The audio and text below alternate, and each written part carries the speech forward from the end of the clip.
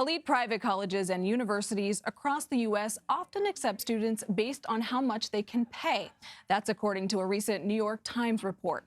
The article, entitled "What College Admissions Offices Really Want," reveals that wealthy college applicants are often admitted over just as qualified low-income applicants who need financial aid.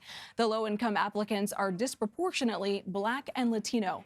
As a result, many elite institutions are predominantly comprised of wealthy white students. New York Times Magazine contributing writer Paul Tuff wrote that article. He joins me now from Washington. Paul, your article points out that high-income students are often admitted to college over more qualified low-income students because of their ability to pay. How do colleges and universities justify this? Well, the reality is that at many American colleges today, one of the most important considerations is tuition.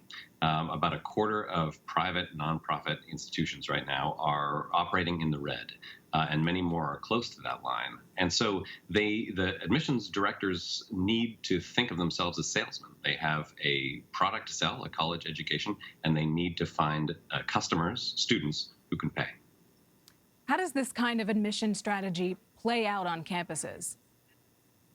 Well, it has led to a real inequity on college campuses between high-income and low-income students. Many of the most selective institutions now are dominated by high-income students, students from the top economic quintile, and students from the bottom economic quintile at Ivy League and similar colleges are almost completely absent.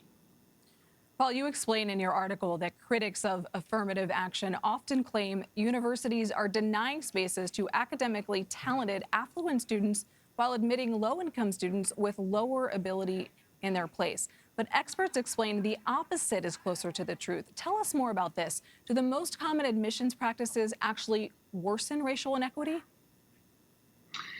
Yes, I mean, most of my article and the book that it's drawn from are based on income rather than race, but there's a lot of correlation between those two things in this country. And when you look at income rates, because these colleges need to focus so much on high-income students to make their tuition payments, in fact, they are admitting a lot of high-income students and high-income students with lower academic records. And so, in fact, it is often harder academically for a low-income student than a high-income student to be admitted. You also point out that most elite institutions, like Harvard, could afford to pay for an entire classes of Pell Grant-eligible students, but still predominantly admit wealthy students instead. Why is this? It's a good question. So yes, Harvard has an endowment of more than $30 billion. They recently had a fundraising campaign in which in 5 years they raised another $9.6 billion. And in fact, very little of their income comes from tuition.